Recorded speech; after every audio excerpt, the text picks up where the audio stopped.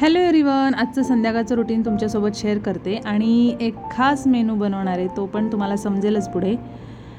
तर छान वाटाणे सोलून घेतले आणि वाटाण्याची आता भाजी करणार आहे. कांदा टोमॅटो चिरून घेतला आणि वाटाण्याची सुक्की भाजी करते आहे मी.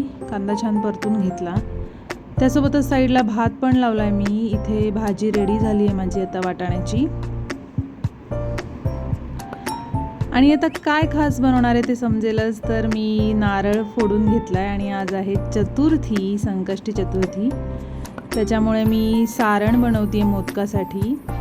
गुळाचं सारण आहे, ओल्या खोबऱ्याचं, आणि थोडंसं तूप टाकून परतून घ्यायचं. श्रीजाचं बघा तोपर्यंत कलरिंग चालू आहे. सारण इथं रेडी आहे. वरणाला फोडणी देते आता तडका. तर जिरे, मोहरी, लसूण आणि कढीपत्ता, टोमॅटो आणि वरून चिरून कोथिंबीर टाकली. वरण रेडी झालं आहे. श्रीचं चाललं आहे थोडाफार स्टडी आणि थोडं खेळणं. आणि मोदक बनवते आता.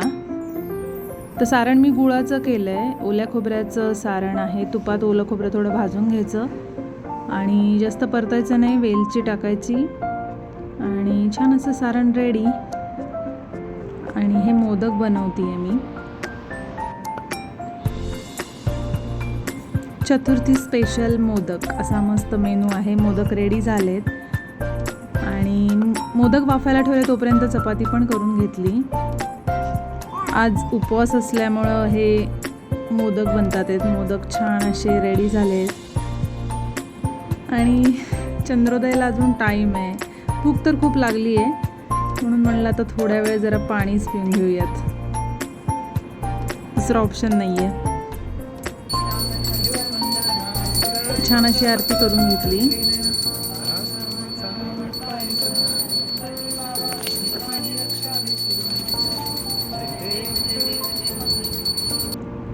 आरती झाल्यानंतर देवाला नैवेद्य दाखवून घेतला.